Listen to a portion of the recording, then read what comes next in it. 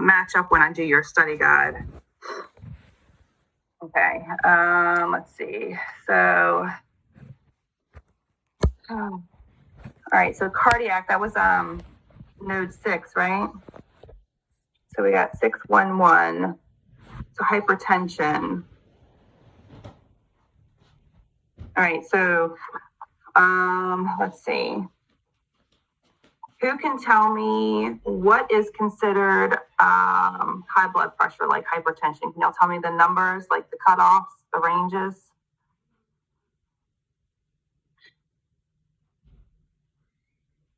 130 over 80. Okay, what's 130 over 80 mean?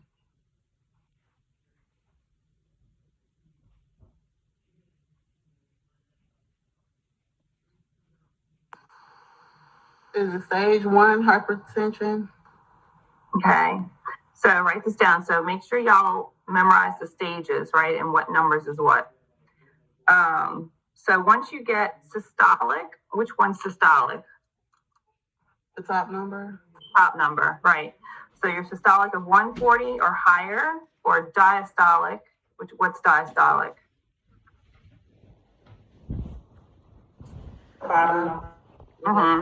So 90 or higher for diastolic, that's considered hypertension, but you're going to have hypertension 1 or 2, right? And then there's also pre-hypertensive. So make sure y'all look that up and know those numbers and the ranges. So if you have a patient who comes in with a blood pressure of, let's see. Okay, so we said 140 over 90, right, is stage 1. What if they have a blood pressure of 132 over 96? What do you do? What does that tell you? What would 136 over 92? I mean, what did I say? I'm sorry, I'm sick. I'm sorry, I'm trying. 96. Yeah, I said 96, right?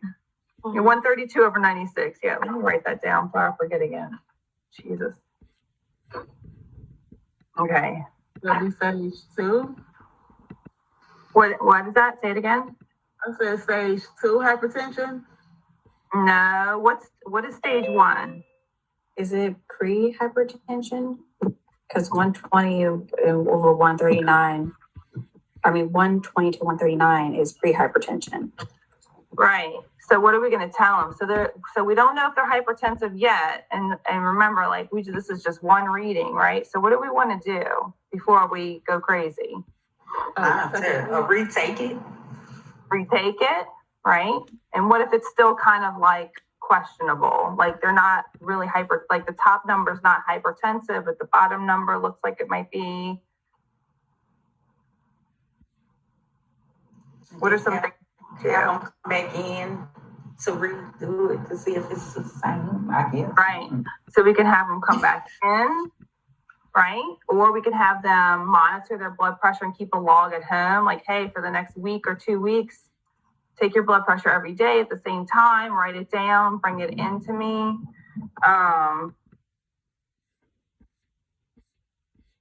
Okay, let's see. Right, so this is not diagnosable for hypertension yet, right? Because that top number is not over 139 yet, right? Does that make sense? The bottom number is, but not both, right? You have to have both for it to actually qualify. Okay. If somebody with high blood pressure, say somebody with a blood pressure of 140 over 100, do you think that does somebody with that blood pressure always have symptoms? No. So sometimes people have high blood pressure and don't even know it, right? So we're not going to tell our patient, yeah, well, you're probably going to start feeling bad if this continues, because they may not, right? Because something they call hypertension is a silent killer. A lot of people don't even know they have high blood pressure, right? Which is why it's important to get it monitored regularly. Is this patient, okay, how about this? what blood pressure puts your patient at risk for heart attack or stroke? What does the diastolic and systolic have to be for them to be considered like, hey, you need to go to the emergency room right now because you could have a heart attack or a stroke? I'll remember that from your notes, from your modules.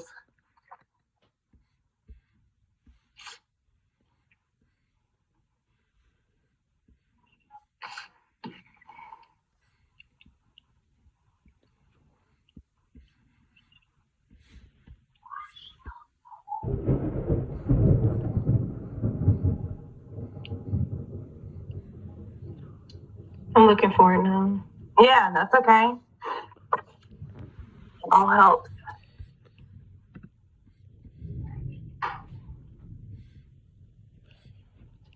You can look up hypertensive urgency and hypertensive emergency.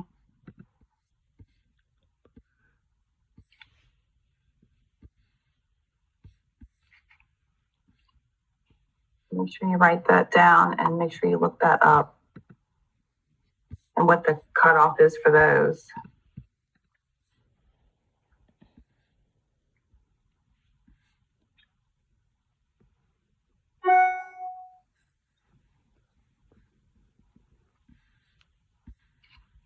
I'm sorry, you said hypertensive emergency and hypertensive urgency. Urgency, okay.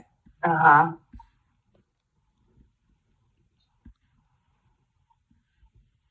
And tell me what y'all find.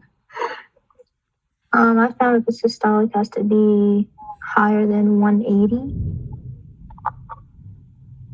For which one? That's what I just read. Hypertensive emergency. And what's the diastolic have to be? Why don't they show that?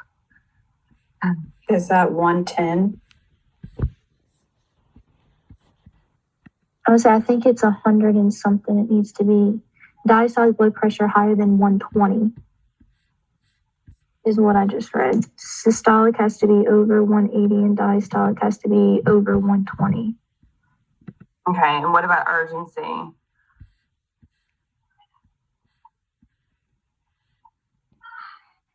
How do you differentiate between those two?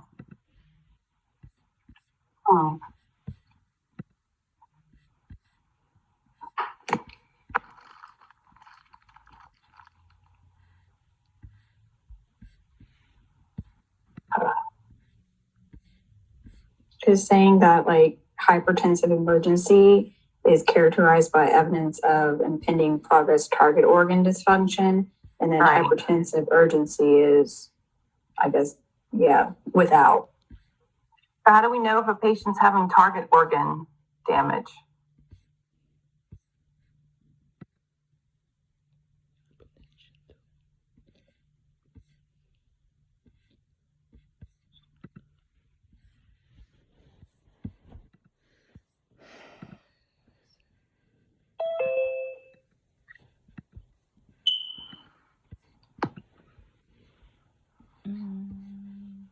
How do we know?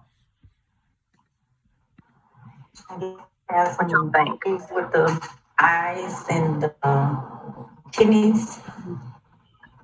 Right. So what would be happening? Now you're on the right track, right? Because it could be brain. What's target organs? Brain, kidneys, eyes, heart. So what kind of symptoms? What would you see? What kind of clinical manifestations would you see with target organ disease? And the kidneys, they would volume overload. Mm-hmm.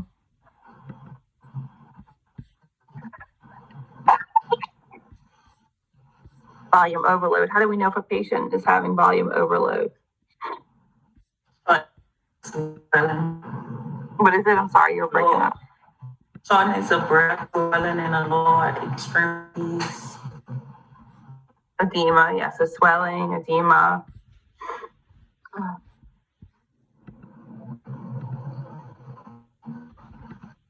Somebody could be having a heart attack, having chest pain. So if it's targeting the whole heart, They could be in renal failure, which means they wouldn't be putting out a lot of urine.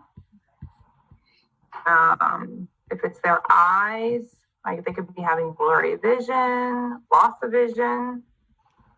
So it depends on what it's targeting. If it's targeting their head, their brain, neurological, they could be having neurological symptoms, like changes in level of consciousness.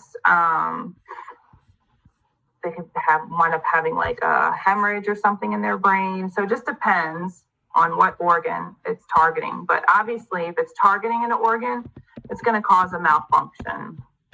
So you're going to look for something abnormal, right? So if your patient comes in with this kind of blood pressure and they're also having like symptoms of something else, it could be target organ disease already.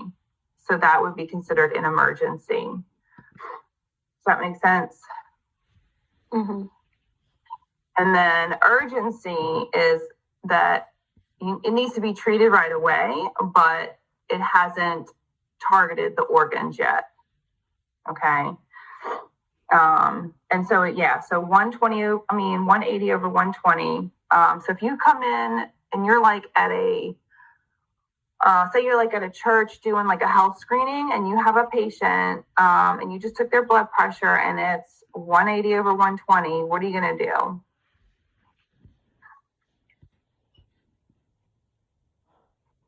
What would you do?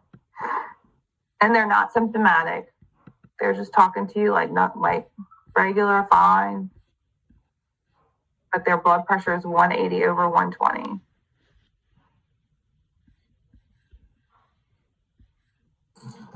Well, first ask them, do they have issues with hypertension? It's screening, right? Yeah, it's a screening. So yeah. So you would get your instructor and you would want to have somebody else retake their blood pressure. If you're using a machine, you'd want to do it manually, right? To make sure the machine's not off. And then if you do get another high reading, you're going to call 911. You're going to call and send them to the emergency room, and they cannot take themselves. Like, you need to call the ambulance.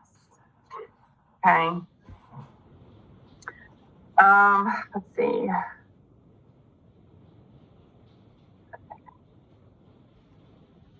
And why would we not let them take themselves or have a family member drive them? Because they can have an accident on the way or a heart attack. They can start experiencing symptoms on the way. Right, something can happen on the way. I mean, they could wind up starting to have an MI or something else going on, and they're going to need the EMS people to help stabilize them until they can get them to the emergency room. Okay. All right, so make sure y'all know the difference between urgency and emergency, and also the different levels of hypertension. Okay, let's see.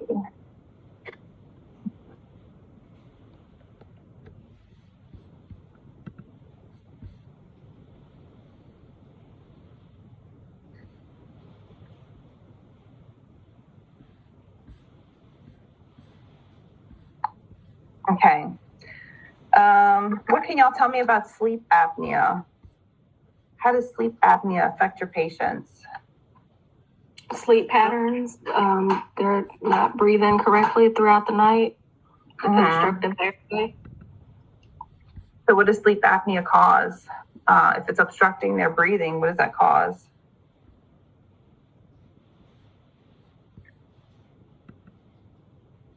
Hypoxia? Yeah. Right. So they could become hypoxic, which is why they gasp for the air. Right. Do a lot of people with sleep apnea wind up with hypertension?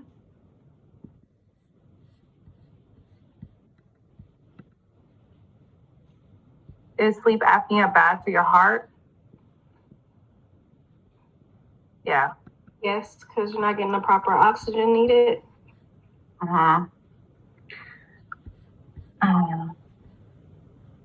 So you have a patient that's got sleep apnea and now they have hypertension. Okay. Is that primary hypertension or secondary hypertension? Secondary. Yeah, why? Because it comes from them having the sleep apnea. Exactly, because it's secondary to sleep apnea. So if we correct the sleep apnea, we might be able to correct the hypertension, right? Secondary just means that it's secondary to, because of, right?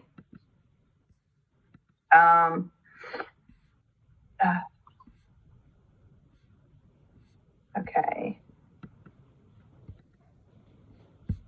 All right, so know the difference between primary and secondary hypertension. Which one is the most common, primary or secondary? Secondary? No. Primary. It's okay, good guess. You had a 50-50 shot, right? Yeah. Primary is the most common. And what is primary hypertension?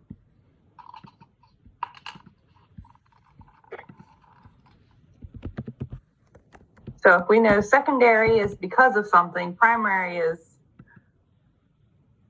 we don't know. It's unidentified cause. We can't find the cause of it, so we treat it, right? If we know the cause of it, that would be secondary, and we try to treat the cause. Okay, and you guys know to learn the stages. Okay.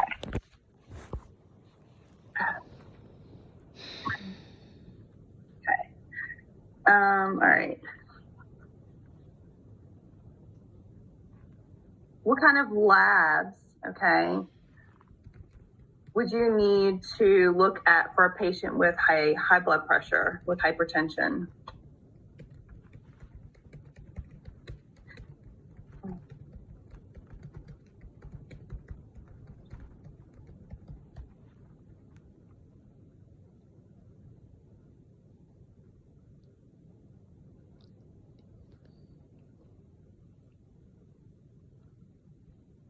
Would a urinalysis be one? Yes. And why would we need to do urinalysis? What was that going to tell us? Is that for the kidney function? Yeah, that's Yeah, right? We want to know if the high blood pressure is affecting the kidneys, which that is very common, right? Okay, so what else? So urinalysis, what else would we need to check? What other labs? The potassium and sodium. Yes, why?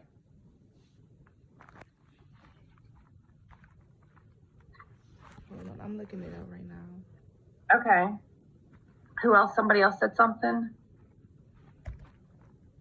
I see cholesterol. Yeah, cholesterol. Why cholesterol?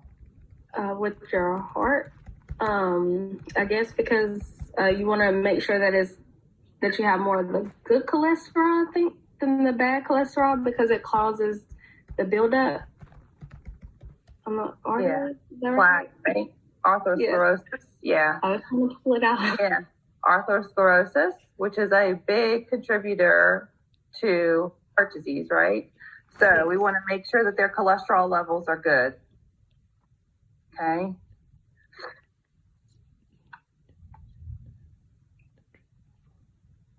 What else?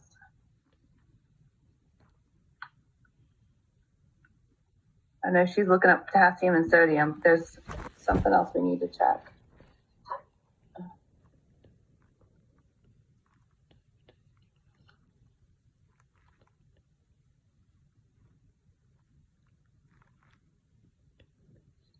Where we do ECG reading? Is that considered?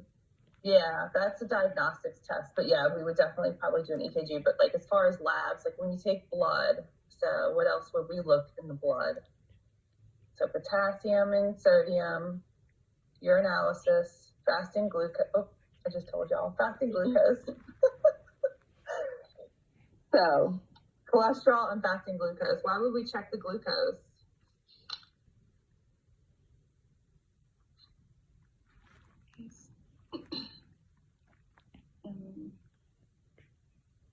Blood sugar levels. Yeah.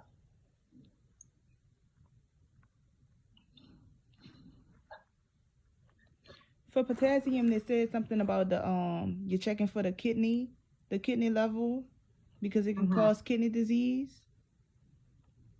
And then it says check the effects of extra nutrition, like the total parenteral nutrition of potassium. And also, if there's any damage to the heart, sometimes they'll release stuff, right? So, and we don't want our potassium to be too high or too low. The glucose, we want to make sure they're not diabetic. Is that normally, that's what I was saying, blood sugar levels, because sometimes, I guess, more or less in African Americans, I guess, you hear a lot of people having high blood pressure and diabetes. Comorbidity. So yeah. That's what I was thinking. So just make sure you know what to look for. Okay, if somebody who comes in with hypertension and we're trying to check them out, what kind of things, what kind of lab tests and stuff, like what would we look at? How would we check them out, right? How would we do a full assessment on them? Okay.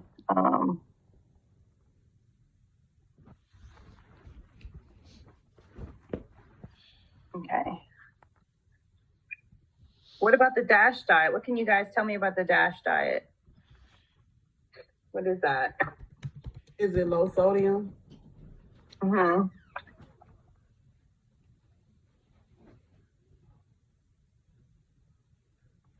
What else?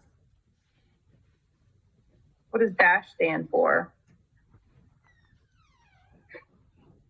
Don't know. What kind of things, besides low sodium, what kind of things would you teach your patient to eat if you were teaching about the DASH diet? Vegetables.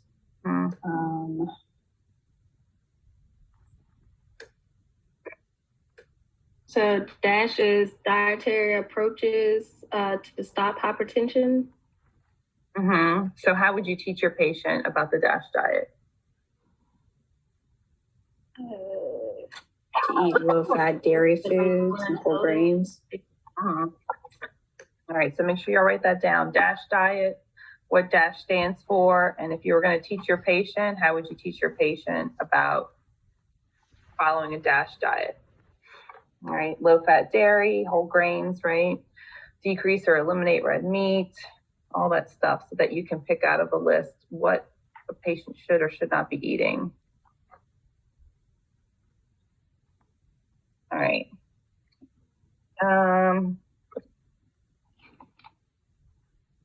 Okay. You have a patient come in and they are saying that they're having changes in their vision and some headaches. What are some things you're going to do? Check their blood pressure. Yeah. Why? Why did you think that? Why did you pick that? Because those are precursors to hypertension. So you want to. What kind of hypertension? No, it's okay. You're on the right track. What kind of hypertension?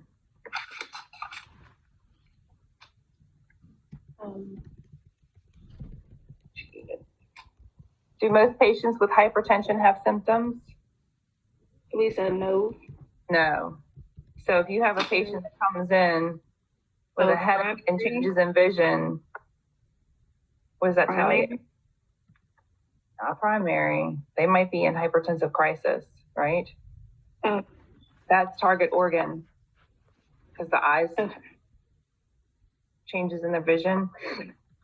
So yes, you're correct. You would check their blood pressure.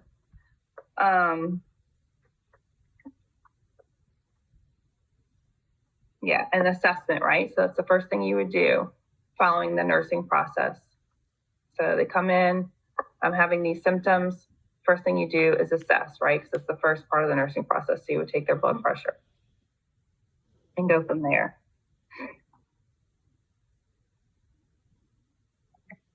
Okay. And then depending on the result of the blood pressure, you go from there, right? Checking the blood pressure. Yes. Now, some people can have symptoms with just a very small elevated blood pressure, but a lot of times it's going to be an emergency situation. Okay. Let's see.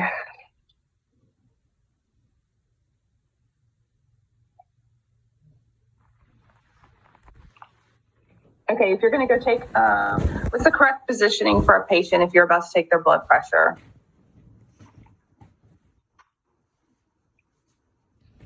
What kind of position do you want your patient to be in? Huh? Sitting, feet uncrossed. Yeah. Sit upright, legs uncrossed. And being still. Yeah, don't talk. Where should their feet be? Flat on the floor. Asked to sit quietly, right? And why? Why do we need them in this type of position and to sit quietly and calmly? So you can get an accurate reading? Yes, exactly. Okay. Good. All right.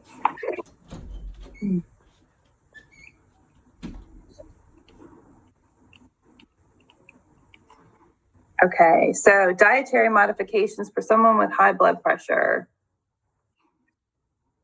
What are you going to teach them? Limit their salt intake. Eat potassium rich foods, enriched foods, low fat dairy, like you said, Lean meat. grains, no red meat.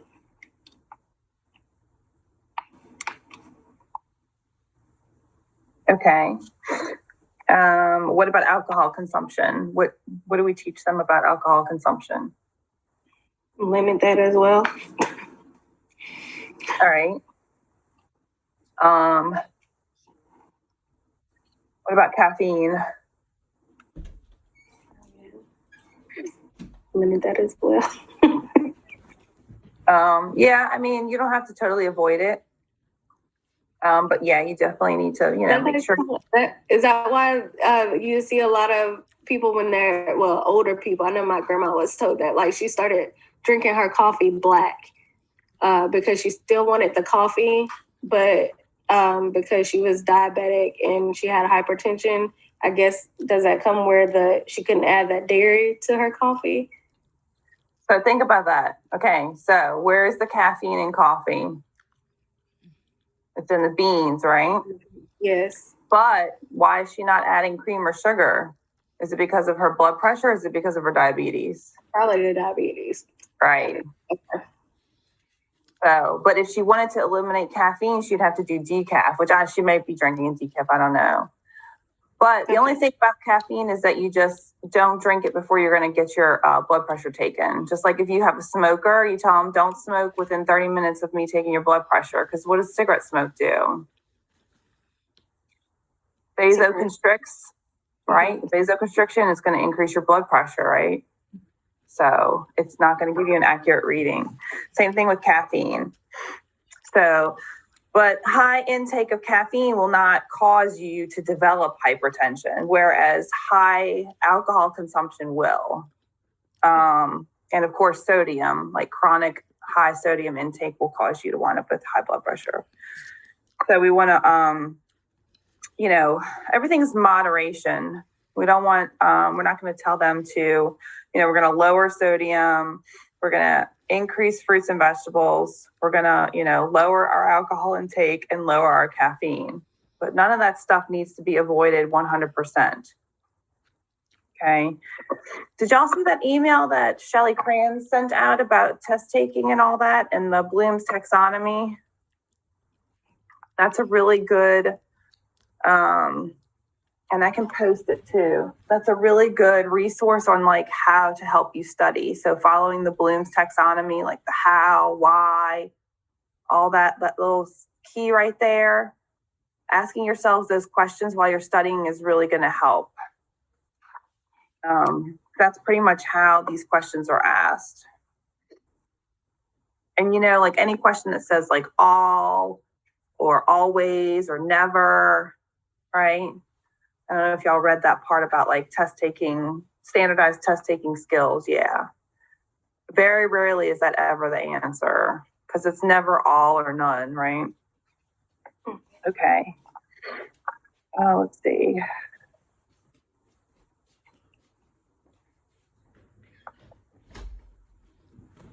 I think this is a little vague, but okay, let's see. Evaluating client, 1 month checkup, hypertension, lifestyle molecule, priority. Okay, let's see. All right, so your patient comes in, still has hypertension. You've done the lifestyle modifications, or you've recommended lifestyle modifications. They come in and they're still hypertensive. Let's see.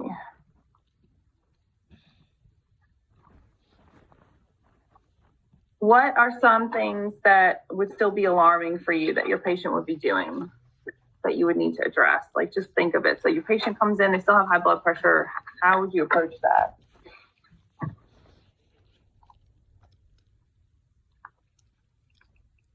Or would you ask them, like, I guess, like with their portions, like what portions like of food they're eating or what actually is their diet?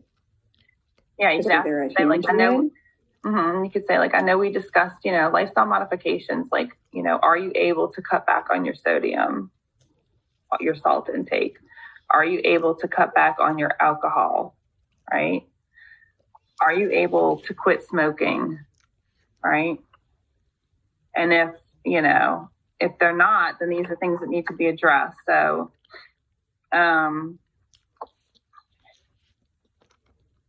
what is the amount of salt when you restrict your salt?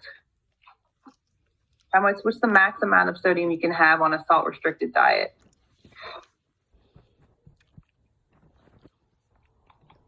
Is it like 2 grams? Mm-hmm. Yeah. Okay. How many glasses of wine can a female have, or how much alcohol can a male and female have that is acceptable if you're restricting alcohol intake?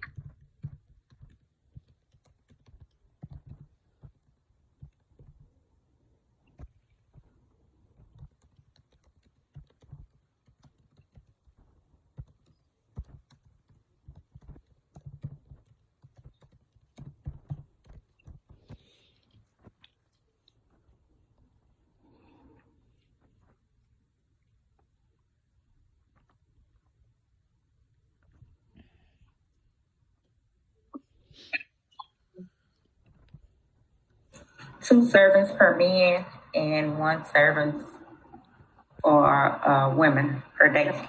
Per day. Okay. So, let's say you have a man come in and he's like, okay, so I really tried. I tried to do what I could, instead of drinking 4 beers a day, I'm only drinking 3. I've reduced my salt a lot. I don't think I'm where I need to be, but I've reduced that. I started walking around the block and, I cut back on my smoking. Instead of 2 packs, I'm smoking 1.5 packs. Which one of those would you really address more than anything else? Which one of those is more worrisome as far as his hypertension? The smoking? The smoking. So even though he's improved on all of those, it's the smoking that is going to be the most contributing to his high blood pressure. So we're really going to work hard to help him cut back on that even more and quit. Okay. All right.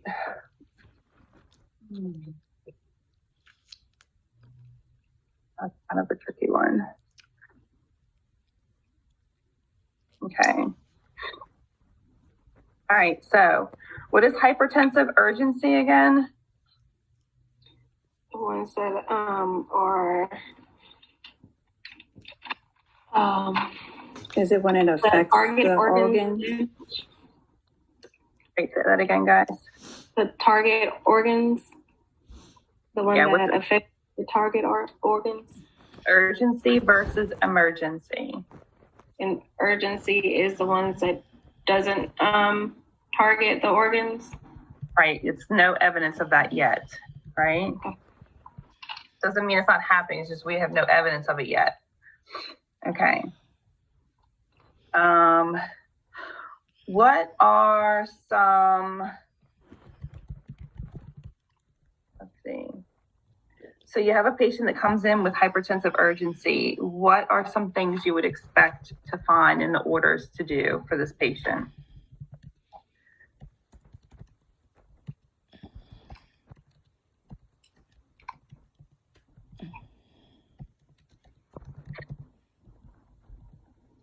What do you think you would be doing for a patient that comes in with hypertensive urgency?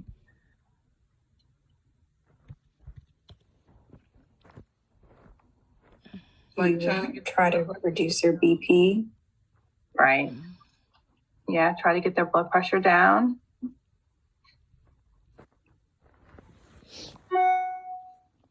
How fast or how slow would we like to reduce their blood pressure?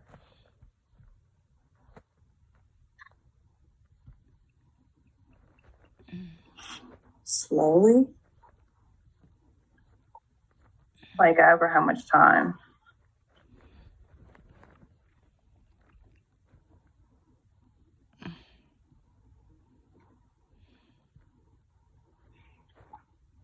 Would that be like days to weeks or?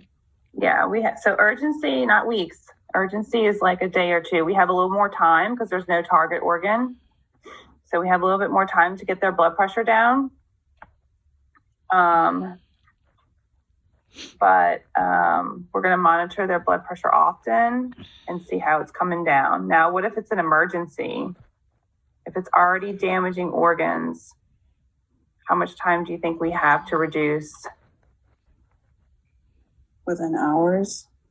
Yeah, sooner, right? We need to get that blood pressure down. Well, they're at risk for having hemorrhage, heart attack, right? So urgencies are usually associated with things like headaches, anxiety, or nosebleeds. We want to normalize their blood pressure within 24 to 48 hours.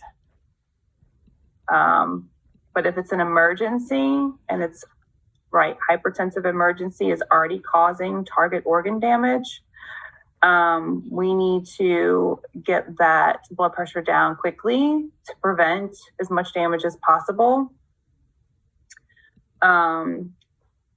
Because hypertensive emergencies are life-threatening.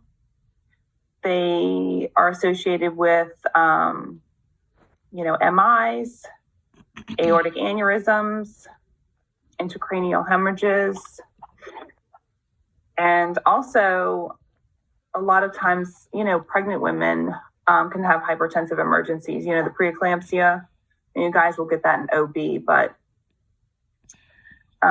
sometimes it happens to pregnant females in their third trimester.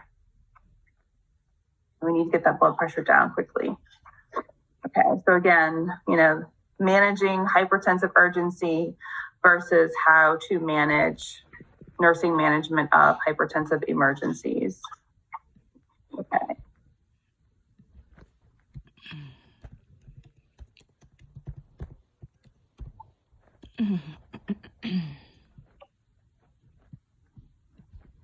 Let's see.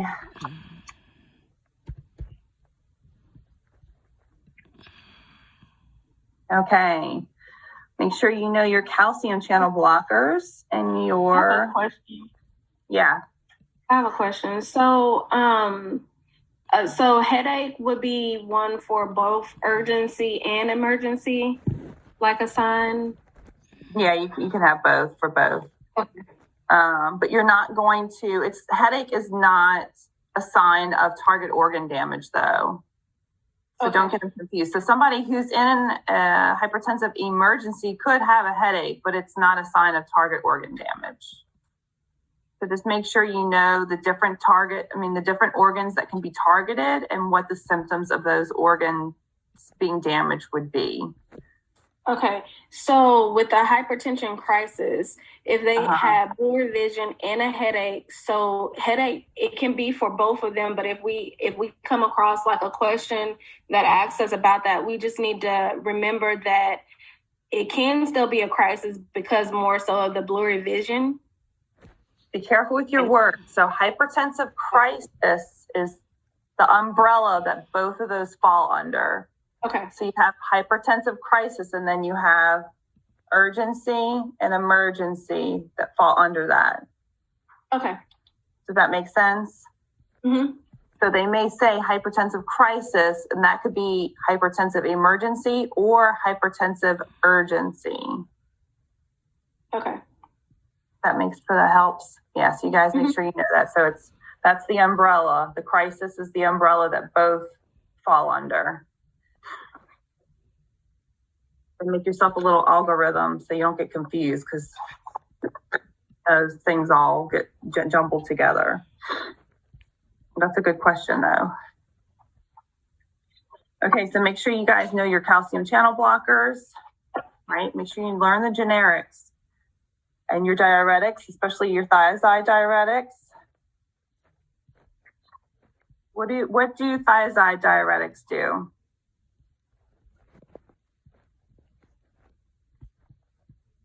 Gonna help to decrease the blood pressure. Mm-hmm. Right. They treat hypertension.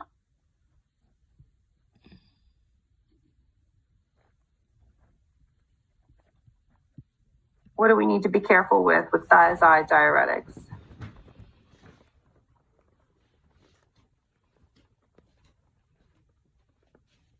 Your potassium. Okay, why?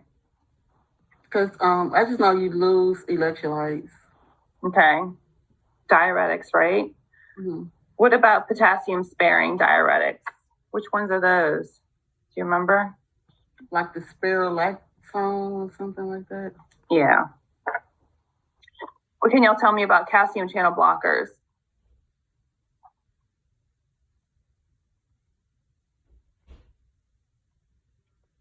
They can be used alone or with other drugs.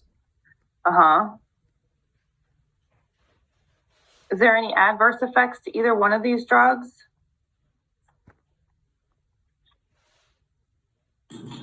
Headaches, hypotension is hypertension.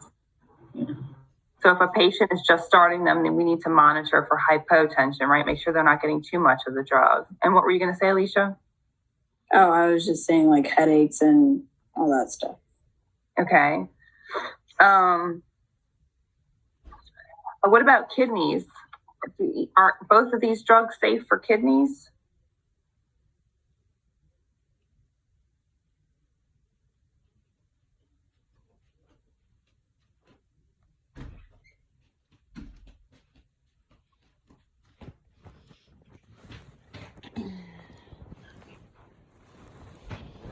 I would think that they're safe, but like you have to monitor, you know. Yeah, you always have to monitor, but yeah, they're both safe. So thiazide diuretics and calcium channel blockers are a lot of times given in conjunction to treat hypertension. You'll see that frequently, that a lot of patients are going to be on small